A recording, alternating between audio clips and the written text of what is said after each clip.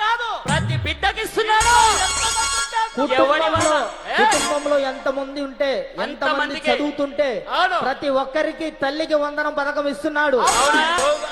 నువ్వే కావాలి నారా చంద్రబాబు, నువ్వే కావాలి, ఓ బాబు నువ్వే కావాలి, నారా చంద్రబాబు నువ్వే కావాలి. అందరి ఆనందం కోసం టికెట్ లేని ప్రయాణం తల్లి, టికెట్ లేని ప్రయాణం అందిస్తూ రైతన్నలకు అన్నదాత అందిస్తూ, అన్నదాత సుఖీభవ అందిస్తూ, అందుకే ఆంధ్రావని మొత్తం చేయగొడుతోంది.